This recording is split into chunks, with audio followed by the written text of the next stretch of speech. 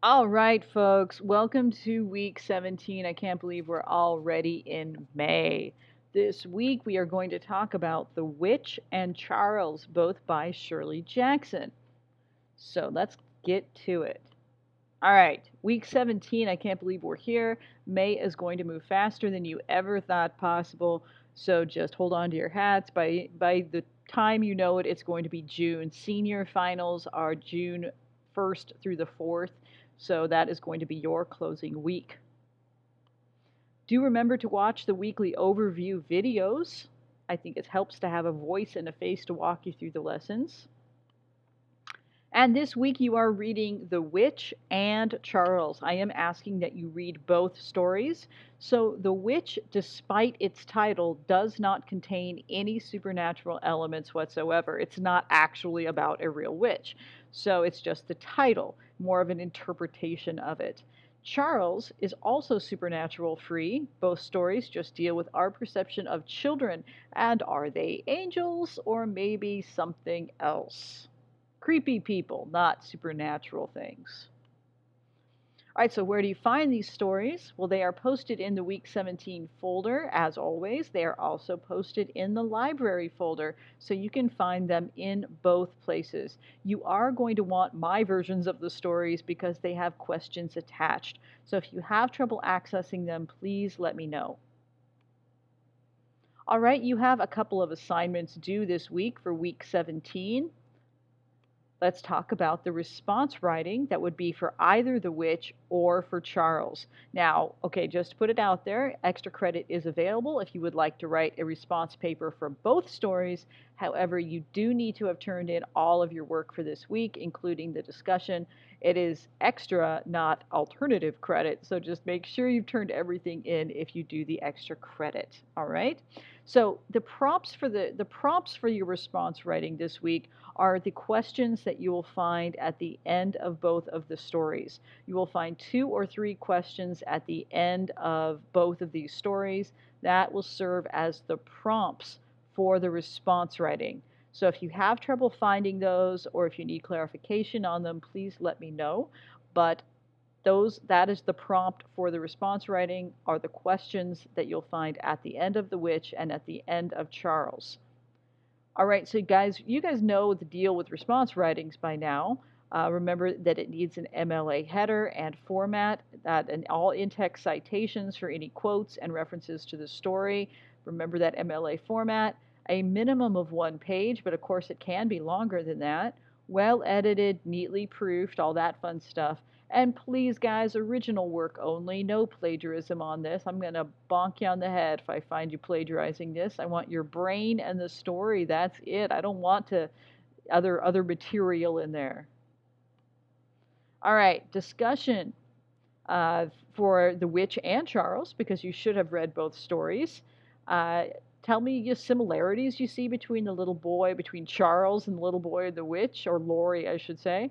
Has their behavior similar? What common motivations might both little boys have? Choose a quote from the story that you liked best. Include it in the post. Tell me why you chose it, why it stuck out to you. It doesn't have to be a long one. And which story did you prefer? Why? Tell me a little bit about it. Uh, what's unusual about the way that Shirley Jackson writes about children? So just talk to me a little bit about the stories, which one you preferred. Maybe you didn't like either one of them. Maybe you loved both of them. Talk to me about it. Tell me why.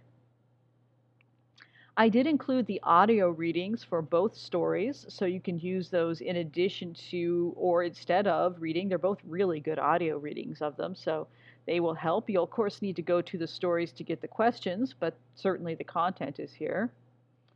All right, guys, let's talk about the stories a little bit. Let's start with The Witch.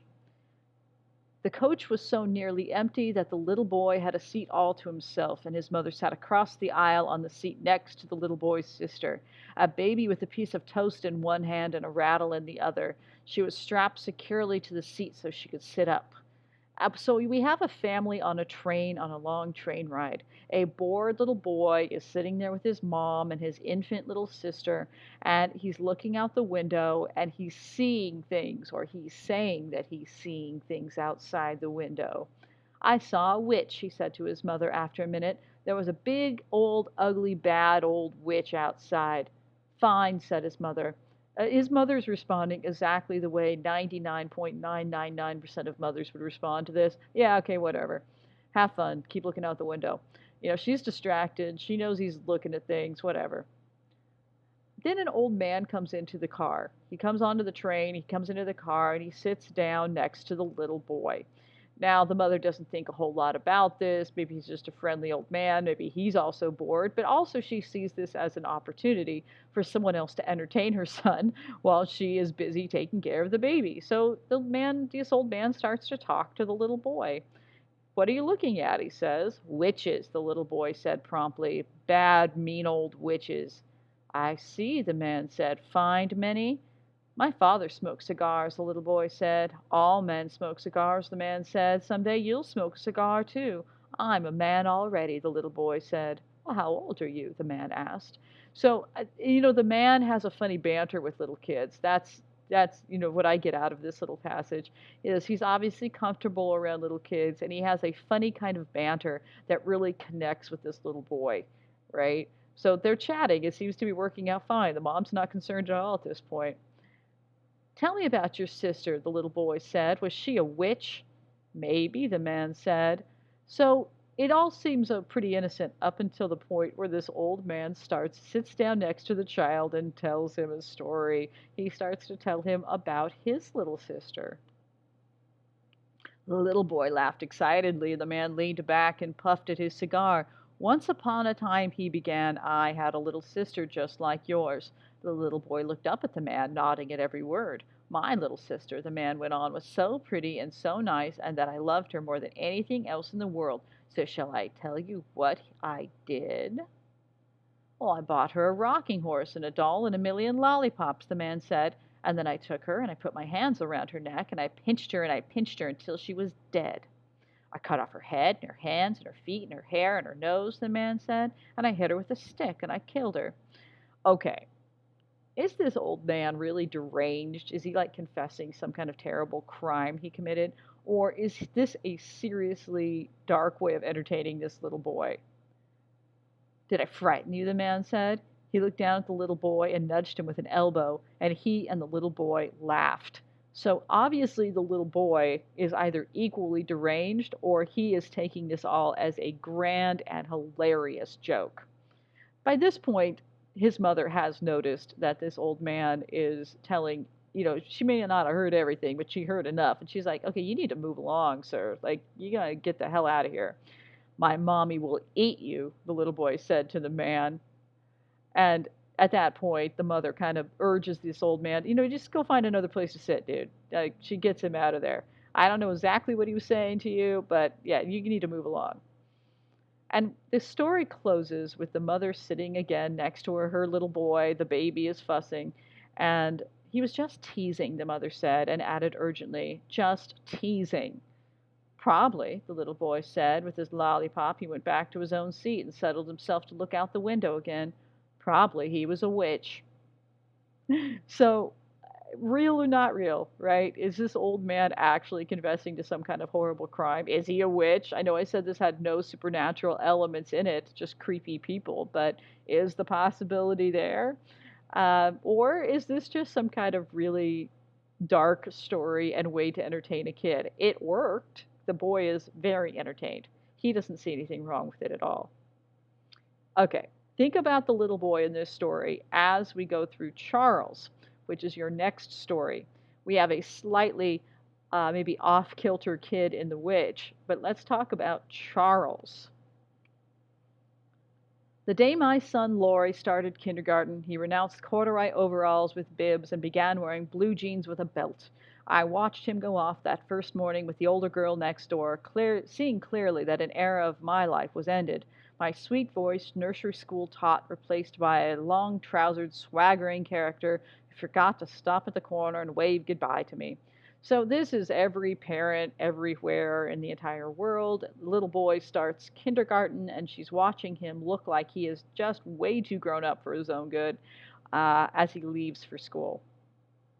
He comes back from school, and he comes back with all kinds of stories about this bad kid named Charles The teacher spanked a boy, though, Laurie said, and dressing his bread and butter. For being fresh, he added, with his mouth full. Well, what did he do? I asked. Who was it? Laurie thought. It was Charles, he said. He was fresh. The teacher spanked him and made him stand in the corner. He was awfully fresh. So he's telling a story about a bad kid in his class, right? Uh, Nothing unusual here. He got spanked. Just remember, this was in the 1950s when teachers spanked kids, but he got spanked and he got in trouble. Now, you can tell here that Laurie is a little obnoxious to his parents, but you have to ask yourself, is it normal or is it over the top? Look down, Laurie said. Look at my thumb. Gee, you're dumb. He began to laugh insanely. His parents don't seem to react much to his little bits of obnoxiousness. Maybe they know he's kidding. Maybe they just don't take him seriously, you know. All right, so these stories about Charles just continue, though. He keeps coming home with stories about a bad kid named Charles. The third day, it was Wednesday of the first week, Charles bounced a seesaw on the head of a little girl and made her bleed, and the teacher made him stay inside all during recess. Thursday, Charles. Yeah, so it's just every day. Every day it's a new Charles story. He comes home and it's Charles did this, Charles did that, Charles got in trouble, Charles got sent to the office. And again, you can see him being just a little bit obnoxious to his parents, but not, just a little weird. He just sat there, Laurie said, climbing into his chair at the table. Hi, Pop, you old dust mop. So stuff like that, it's just a little off, perhaps, but it's maybe not too weird. So this just keeps on going, right? The whole family by this point, but long enough into the school year, they all feel like they know Charles. Like Charles has become an inside joke among them. He kicked the teacher's friend, Laurie said. The teacher's friend told Charles to touch his toes just like I did, and Charles kicked him. Wait and see, my husband said cynically. When you've got a Charles to deal with, this may mean he's only plotting. So he's become like the whole family feels like they know Charles. They've never seen Charles, but the mother and father feel like, oh man, they just got to thank God my kid isn't like Charles. I can't believe what this teacher's having to put up with this Charles kid. So at parent night, Laurie's mom doesn't think anything about making a comment about this bad kid Charles to Laurie's teacher. And she says, well, when you have a Charles to deal with, yeah. And the teacher looks at her oddly and she says, well, we had a little trouble adjusting the first week or so, she said primly, but now he's a fine little helper with occasional lapses, of course. So this is the first that Laurie's mom is hearing that her own kid may have had some behavior problems. I mean, she's like, what? He's never mentioned he got in trouble. Occasional lapses, what are you talking about? I thought Charles was the only one who was acting up. And the teacher looks at her and says, Charles, she said, we don't have any Charles in the kindergarten. What? So who is Charles? Well, probably Laurie, right? This little boy has been coming home and telling his parents basically about all of the trouble he's gotten in, but he's been telling them that it was a boy named Charles who did it. So, yeah, make what you want of this story, right? Is Laurie deranged? I think one of the questions that they ask at the end of this story is this normal kid behavior to maybe try to pass the buck on getting in trouble? Or is it something deeper? Could this actually be a sign of some kind of deeper, darker mental illness or psychopathy with Laurie, right? Does he have a split personality? Is he just a kid who didn't want to get in trouble or wanted to see how much he could get away with? That's where they're just going to leave you with it. And, if you have little brothers and sisters, you probably are familiar with this thing. They love to come and tell you about the kids that get in trouble all the time, right? I know my kid did. He came and told us all the time about kids who got in trouble, right? Now, luckily, I never had a moment like Laurie's mom has where I, found out that it was actually my kid who was causing the trouble. But I can imagine the feeling here. So, that's Charles. All right, so one thing you learned last week in last week's introduction to Shirley Jackson was, if you remember about that presentation, she said that she often felt like she had two distinct personalities, and not necessarily like as in split personalities or multiple personalities or dissociation disorder, but not necessarily that serious. But she just felt like there were two sides of her.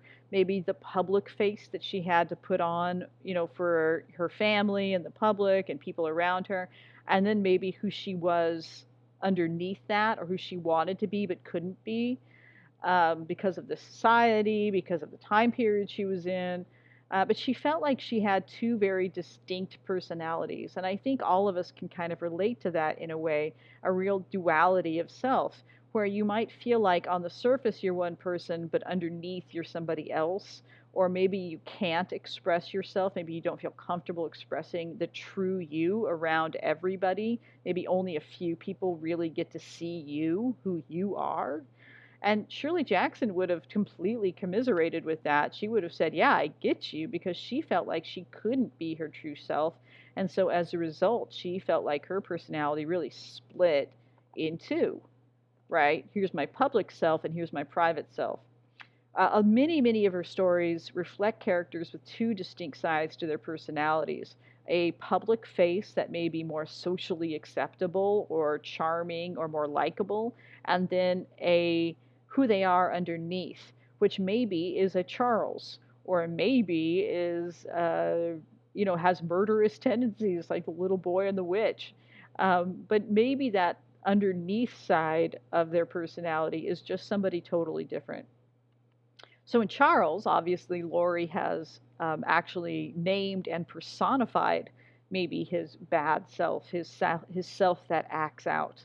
And in The Witch, the little boy delights in the gruesome stories. So is this actually a sign of a different or maybe darker side to his personality, or not? Right? You can decide either way on both of these. All right, so that's all I have for you this week. We'll go back to the presentation and discuss, and please include any questions you have in the chat. Thank you all for listening, folks.